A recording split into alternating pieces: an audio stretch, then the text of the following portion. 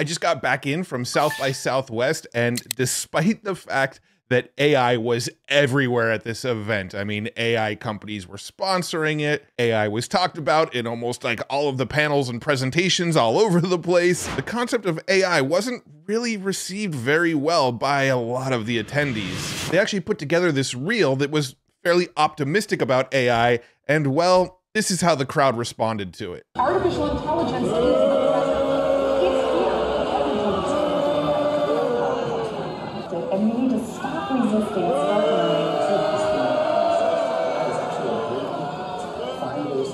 learning. This was actually from a video posted by Marcelo here on X, who's doing his part to stop the rise of AI by, booing one presentation at a time about AI. But to be fair to these guys, the video they showed off had some pretty cringy lines. You know your business is going to be disrupted, and you need to stop resisting and start learning. Quite honestly, telling people to get on board and not worry about it is probably not the best approach. Now, the major players that are sort of controlling the direction of AI right now are companies like Google, like Microsoft, as well as from people like Mark Zuckerberg and Elon Musk, two people that are very strongly disliked by a lot of people in this world. So I do, to some degree, kind of understand when people start booing the sentiment that, well, AI is here, so just get on board and shut up, right? Because yes, AI is here. Yes, that genie's not going back in the bottle. I think the people are just more concerned about who's in control of the AI. I think that's where the huge worry is.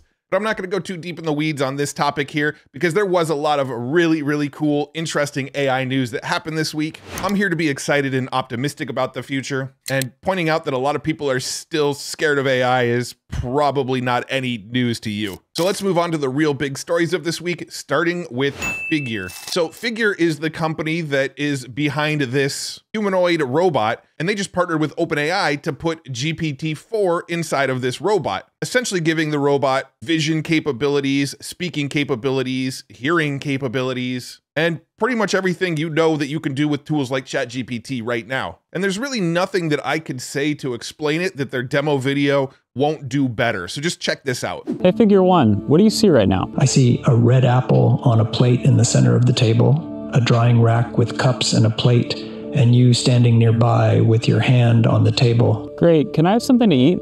Sure thing.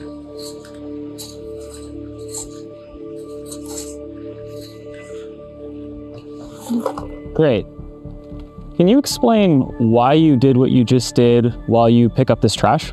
On it. So I gave you the apple because it's the only edible item I could provide you with from the table.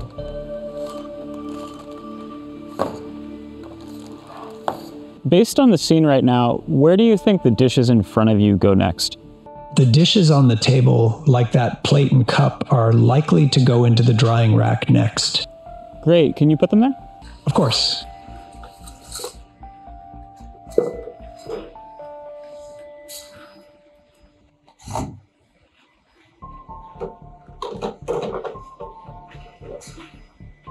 All right, so how do you think you did? I think I did pretty well. The apple found its new owner, the trash is gone, and the tableware is right where it belongs. So I did speed up the gaps. So when a question was asked, there was some latency. So it wasn't a real-time conversation where he asked the question and then there was an immediate response. There was a gap, but I wanted to keep the pace of this video going, so I sped up that gap a little bit. But in this video, we can see a robot that can have a conversation. It could hear, it could speak, it could see what's in front of it. It used its own logic when he asked for food, that there was only one item that was food in front of it, and handed it to the man. It was able to do multiple things at once, like pick up trash while explaining why he handed him the apple. And he was even able to put the cup and dishes away without, breaking them or squeezing too hard. Now, I've seen a lot of other YouTube videos that claim that this is AGI in a robot. Probably not. I don't want to sound too salty, but I think a lot of other YouTubers have discovered that if they throw the letters AGI in the title of a YouTube video, the video gets a lot more views. But this isn't really AGI. This is doing everything GPT-4 can do, likely with all the limitations that GPT-4 also has. It's just in a robot form, and they gave the robot the ability to actually take the actions that are suggested, but it's still using GPT-4 under the hood. So if we can agree that GPT-4 isn't AGI, well, then the Figure One robot with GPT-4 in it is also not AGI. Sorry. While we're on the topic of OpenAI, there was a possible leak of GPT 4.5. I mean, we've already had a possible leak of GPT 4.5 like months ago, back when ChatGPT itself was saying it was using GPT 4.5 Turbo. Now, people are claiming that there was this leak on Google where Google indexed the announcement of GPT 4.5. Here's a screenshot from DuckDuckGo that shows OpenAI.com blog GPT 4.5 Turbo. So it looks like it was a blog post that was maybe published and indexed and then unpublished, or it was never published but somehow got indexed. I don't know. But if you read the description, it says OpenAI announces GPT 4.5 Turbo, a new model that surpasses GPT 4 Turbo in speed, accuracy, and scalability. Learn how GPT 4.5 Turbo can generate natural language or code with a 256,000 context window and a knowledge cutoff of June 2024. Now, we don't know when GPT 4.5 is going to come out. This is just a possible leak that may not actually be based in any sort of reality. People were speculating that it would come out on Thursday.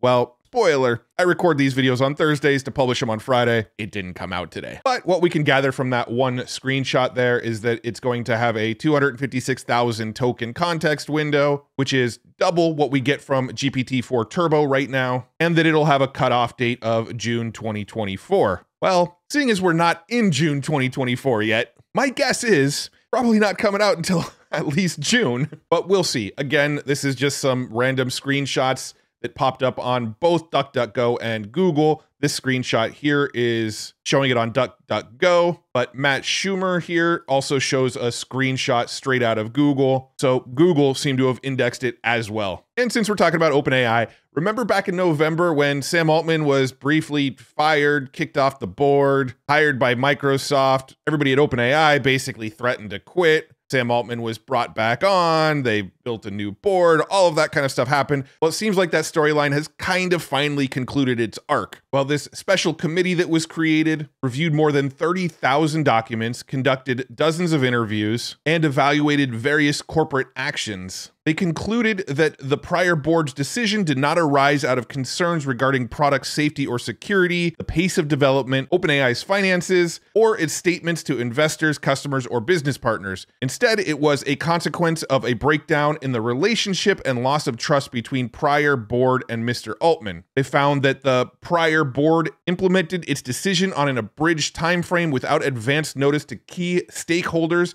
without a full inquiry of an opportunity for Mr. Altman to address the prior board's concerns. They found that the prior board acted within its broad discretion to terminate Mr. Altman, but also found that his conduct did not mandate removal. The special committee expressed its full confidence in Mr. Altman and Mr. Brockman's ongoing leadership of OpenAI. And on the same day, OpenAI also announced new members to the board of directors, including Dr. Sue Desmond-Hellmann, who is the former CEO of the Bill and Melinda Gates Foundation, Nicole Seligman, the former executive vice president and general counsel at Sony Corporation, and Fidji Simo, the CEO and chair of Instacart. They also brought back Sam Altman as part of the board as well. Honestly, I don't know a whole lot about these board members. They're not names that I'm familiar with, so I don't really want to dive in yet about whether I think this is a good board or a bad board, or whether I agree with the placements or not. I just don't know enough about these people to talk about that. But if it's something that you find fascinating, maybe I'll do a future breakdown video talking about the board of OpenAI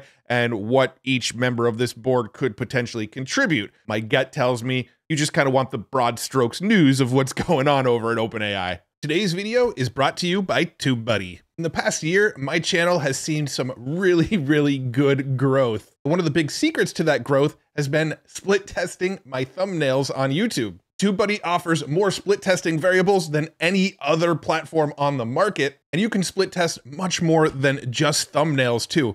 So check this out. If I click into one of my recent videos here, I have the option to split test just thumbnails, or I can even split test titles, tags, and descriptions on my videos to see if those help improve the performance of my video. And the amount of data you get back when split testing using TubeBuddy is crazy. So check out this split test that I recently ran where the thumbnail on the right with the red suit got a much better click-through rate than the thumbnail on the left with the green suit. But then look at the other info that it gives me. So yes, I can see the click-through rate of the two videos, but I can also see the watch time based on the thumbnail. People who clicked on that second thumbnail actually had a longer watch time than the people who clicked on the first thumbnail. The engagement rate, people that clicked on that second thumbnail were also more engaged than the people who clicked on the first thumbnail. I can see the total views, the average view duration, the total estimated watch time. And for more convenience, they even give you the traffic sources, the daily engagement as of right now, how many likes each variation got, how many new subscribers each variation got, and how many comments each variation got. This is the most advanced A/B testing for YouTube videos on the market, hands down. And that's just scratching the surface with TubeBuddy. They've got a ton of other AI tools like a title generator, suggested shorts, a thumbnail analyzer, and so many other ways to optimize your YouTube channel. I've been using TubeBuddy to help optimize and grow my channel since 2016, so it really has been a secret weapon of mine. I put a link in the top of the description below where you can sign up for TubeBuddy today and try this A/B split testing feature for free for 7 days. So check that out. Again, the link is in the description, and thank you so much to TubeBuddy for sponsoring this video. The next thing that had the AI world buzzing this week is this tool called Devin. Devin was created by this company called Cognition AI, and they're calling it the first AI software engineer. So in the demo for Devin, what they showed off was the ability for this tool to write code, run its own code, determine whether it did what was originally prompted or not, and then fixes itself, and then just sort of iteratively continues this process over and over again until it gets the final output that you're looking for. You can see he gives it a prompt here. Hey, Devin, I'd like for you to benchmark Llama 2 on 3 different providers, Replicate, Together, and Perplexity, figure out their API formats, and write a script that sends the same prompt parameters to all of them. Devin basically says, got it, I'll get started now. You can see it then looks up the documentation for API on Replicate. It's got its own terminal over here. You can see a little status as it's doing things. Devin is reviewing the Replicate API reference details to understand how to construct the API requests. Devin is currently reviewing the API documentation for Together and Perplexity. Devin is incorporating the provided API keys for benchmarking tasks. And we can see a sort of terminal window here. And then down here, we can see the code that it's actually writing. Devin is analyzing the data to compare the performance of the 3 API providers in terms of response, time, and accuracy. And then it just continues to perform the code and write it and test it in a browser. It finds its own bugs, fixes its own bugs, and just continually repeats the process until the code is written. Now, a couple things that some other people have pointed out. I saw this was on AI Explained, as well as another YouTube channel that I was watching. They talked about how they use this SWE bench coding benchmark. But from my understanding, this benchmark is designed to test a large language model, not necessarily an agent. Right? A large language model, you might give it one prompt, it'll give you a response. You tell it to fix something, it'll give you a response. You're kind of going back and forth. This is an AI agent, which there's less back and forth, right? You're telling it what you want, it does it, checks to see if it did it right, fixes it, checks to see if it does it right, and continues this process until it feels it got it right. Where this benchmark was designed for a regular LLM. And Devin itself is actually using the GPT API underneath. So it's still using like the same code that you'd use in something like ChatGPT. And this is probably a super oversimplification. A channel like AI Explained actually does a much better job of explaining this. But from my understanding, it's kind of like testing GPT-4 against GPT-4 with a script that makes it continually iterate its own process off of itself. They're both using GPT-4, one just has extra tools to make it do more stuff, so the benchmark isn't comparing apples to apples. That's my understanding, at least. Andre Karpathy here, he even wrote up a nice X post talking about this Devin app that's being created, and he brings up some good points, saying there's a lot of work not just on the AI part, but also the UI UX part. How does a human provide oversight? What are they looking at? How do they nudge the AI down a different path? How do they debug what went wrong? It is very likely that we'll have to change up the code editor substantially, right? And this is just kind of automatically doing what it thinks it needs to do to get the desired outcome, and you can't really nudge it in a different direction. You can't really send the code down a different path if it's not doing what you want it to. It does look very, very cool. I am excited to try Devin when it's ready. I've also seen a lot of YouTubers claiming that Devin is AGI as well, calling it things like the world's first AGI software engineer and the world's first AGI agent. And I'm not trying to throw shade on any of these other YouTube channels. I actually think they make great videos. I actually watch all of these channels to make sure that there's nothing that I'm missing myself. But I really feel like everybody needs to stop calling every new thing that comes out AGI. It's the boy who cries wolf. If you call everything AGI, AGI is starting to lose all of its meaning on some of those channels. And this is just not AGI. This is just like we looked at with figure 1. It's using OpenAI's tech underneath. It has the same limitations as OpenAI's tech.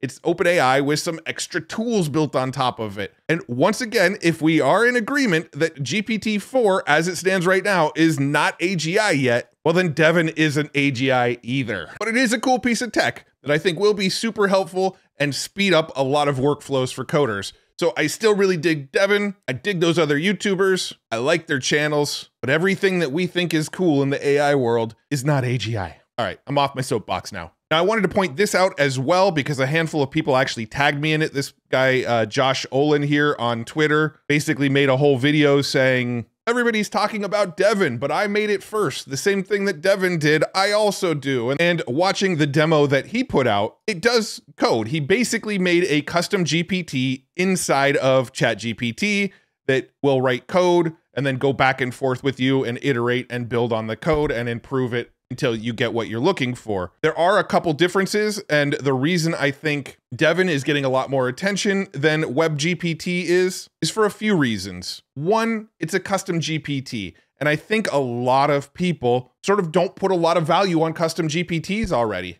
I just think that's the fact of the matter because they're so easy to create for the most part. People value GPTs less than they value a standalone SaaS software product. The ease of creating GPTs has just kind of, in my opinion, devalued them. Plus, throwing GPT at the end of a name, so many companies have done that now that it just sort of makes them all blend together. Like, have you heard of WebGPT or OpenGPT or FireGPT? Or there's so many XGPT that they all just blur together for people. So I think with the branding, it's going to be a little bit harder to get traction with the fact that you're building in somebody else's playground. In this case, ChatGPT / OpenAI's playground.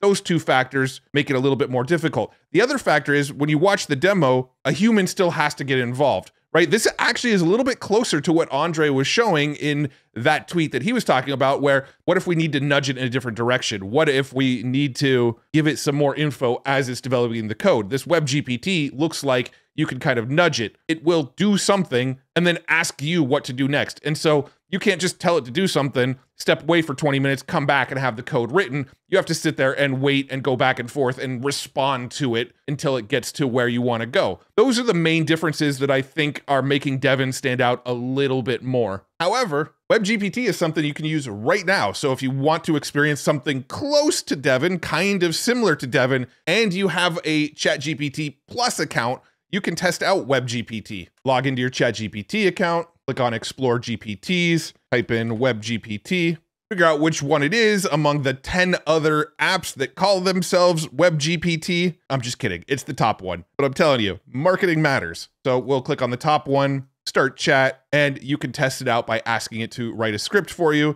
And you don't pay any extra right now. As long as you're a ChatGPT Plus member, you can use this and kind of sort of experience what you might get out of Devin. This week, Elon Musk announced that he is going to open source Grok. I think a lot of people probably saw this coming. He's been all over X lately talking about how Sam Altman needs to change the name to closed AI and you need to open source it. And he even sued them because they're getting away from the foundation of what OpenAI was built on. And some of the criticism was, well, you're telling OpenAI to go open source it. Why isn't Grok open source? Well, inevitably, Elon tweeted out this week, XAI will open source Grok. He tweeted that on March 11th. So if it's happening this week, maybe it happened by the time this video is live. I don't know, but I haven't seen another announcement confirming that it is now officially open source. So whether it happens this week or not, we'll have to see. Again, maybe it's happened by the time this video is out. We talked about Claude 3 quite a bit last week. I'm really a fan of Claude 3. I've even found myself using it more than ChatGPT for certain tasks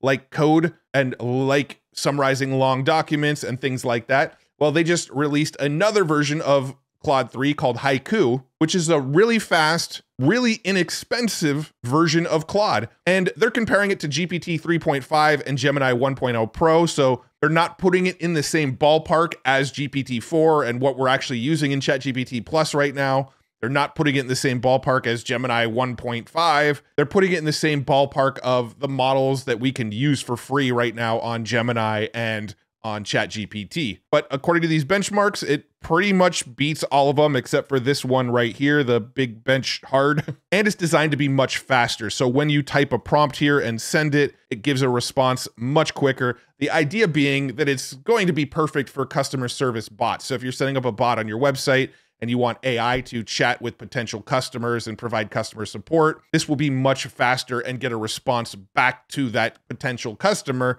a lot faster than if you were using one of their bigger models. It's not going to be quite as smart as some of those other models, but if you're using it for something like customer support and it's combined with like retrieval augmented generation where it has all of your own support docs in it, it will be a lot faster and a lot better user experience for the person using the chatbot. If you head over to Claude.ai and click to start a chat and you type something to start a chat, I'll just say, how are you? It gives me this drop down to choose between Haiku, Sonnet, and Opus. Opus is their paid model. So you'll probably only see this if you're paying the $20 a month, but you can now see Haiku is available as well. There's also some interesting research to come out of Google DeepMind this week called SIMA, which stands for Scalable, Instructable, Multi-World Agent. Basically, they're training these AIs to play video games. They use it on 9 different games, including Valheim, Goat Simulator, Playhouse, Procthor, Wobbly Life, No Man's Sky, Hydroneer, and more. Basically, this AI agent watched gamers play while talking through instructions of what they're doing. So they did it in a couple different ways. They had a gamer play and then somebody else explained to that gamer what to do while the AI watched. So it learned from seeing the gamer do the thing and hearing the instructor instruct what to do. They also had single players play through the game and narrate what they were doing, so they got both the visual and the audio. The SIMA AI agent actually learned to play the games through this combination of both visual and audio explanation of how to play. And since the SIMA was trained on a whole bunch of different games, it actually outperformed in any individual game over AI agents that were just trained on that one game. So it seemingly took the information that it learned from playing different games and used that information to help it be better at other games. Now, this is very early research, but I feel like it has some huge implications both in the gaming world and outside of gaming. If we could walk the AI through a video game and show it how to make a character interact with the world around it, we should be able to show an AI how to do our day-to-day tasks, how to edit a video well, how to enter repetitive data on a spreadsheet. I don't know. There's probably much bigger use cases that I'm drawing a blank on right now, but the implications are huge. And then also think about robotics too. If we can train the AI models in virtual simulated environments, and then that information then transfers over into the robots, and the robots can actually do those things in the real world, there's that as well. MidJourney rolled out a cool new feature that a lot of people have been asking for this week. It's called character reference. With this character reference feature, I could create a character and then sort of force it to generate that same character in the other images that I generate. So let's say I want to use this character that I just had it generate in number 3. I'll go ahead and upscale 3 here. Now I've got a URL that I can use for a character reference. I'm going to go ahead and right click on it, copy the link. I'll give a new prompt like a man standing on the beach on a hot sunny day. And then I can add -- CREF, a space, and then the URL to the image that we just copied here. Now, theoretically, the man standing on the beach on a hot sunny day should look like this man that we just generated. Looking again at our original image that it generated here, and then taking a peek at the 4 that use character reference, you can see it tried to generate this same person. And I theoretically can put this same person into any scenario we can think of. And here's another example of the same guy on a hot air balloon, kinda. Now, theoretically, you should be able to upload a headshot of yourself, use that as the character reference, but the results aren't always great. If I copy the link for this one, I'll use the prompt a man standing in front of a red supercar and use the character reference of my image here. And for whatever reason, it doesn't quite nail it. Now, it's not horrible. It's definitely a lot better than what MidJourney used to be able to do when you were trying to generate your own face, but it's still not great. For whatever reason, it just works better with images generated with MidJourney and then using that initial MidJourney generated image as your consistent character. And finally, we got a new update out of Leonardo AI with a new feature called collections. This is something that's really cool that just seems like all of the AI tools should be doing. It's basically a way to help you organize all of the crazy amounts of images you're generating with AI. So if I jump into my Leonardo account here, if I come over to my personal feed here, I can see all of the images I've generated with Leonardo. It's quite a bit and they're quite unorganized. But if I click on this little select images tab here, it allows me to start just selecting images. I could click on a whole bunch of these images here and then click on organize, create a new folder, and I'll call these Sam Altman because that's what I was trying to generate with them. So now I have a folder called Sam Altman. I'll select this and now it says images have been added to this collection. I'll go ahead and exit this mode here. And now you can see at the top, I've got a button that says collections. I've got my Sam Altman collection. I can click in here and see just the images that I saved. It's just a much neater, cleaner, easier way to organize the thousands of AI image generations that you might have generated. Pretty useful quality of life feature there inside of the Leonardo app. You can find it over at app.leonardo.ai. This is also the last video that I'm making before I head out to the GTC conference. It happens next week from the time of this recording, where we're going to learn about all the latest advancements that NVIDIA's been working on. We're going to get to see some tech demos, some explanations, some workshops. All sorts of cool stuff is happening over at NVIDIA GTC. And you can actually register to watch it for free virtually. Just click on register now. Select the virtual online access pass. It's completely free. And if you register with the link that I have in the description, NVIDIA is allowing me to give away one RTX 4080 Super. They already sent it to me. It's sitting on my shelf right next to me. And I'm going to pick one person that registers for this free virtual event at random. And I'm going to send you that RTX 4080. But you got to register through my link so I know that you registered. And we will pick a winner after I get home from GTC next week. The link to check that out and to get registered is in the description. And that's what I got for you today. There's quite a bit more AI news that happened. Some of it's smaller news. I just kind of cherry picked the information that I thought was most important to share. But if you want to stay in the loop with all of the latest AI news, make sure you check out futuretools.io. I update the news every single day here, keep you in the loop on all of it, big and small. I also curate all of the coolest AI tools that I come across. I make it easy to filter and sort down to just the tools you're looking for. And I have a free weekly newsletter where I'll send you just a handful of coolest AI tools I come across and just the most important AI news from the week. It's totally free, and if you sign up, I'll also hook you up with the AI Income Database, a free resource where I keep it updated with all the cool ways I find other people are making money with AI. All you got to do is register for the newsletter, totally free. Check it out at futuretools.io. Thank you so much for tuning in. I really, really appreciate you watching these videos. If you want to stay in the loop with all of the latest AI news, make sure you like this video, subscribe to this channel. I'll keep you in the loop. I'll keep putting out more videos like this so that you always have your finger on the pulse of the latest advancements in the world of AI. And thank you once again to TubeBuddy for sponsoring this video. You guys rock as well. Really appreciate everybody who's helped supporting this channel, either by sponsoring or watching the videos, telling other people about the videos. It's just been an amazing ride. So thank you so much. I really appreciate you, and I will see you in the next video. Bye-bye.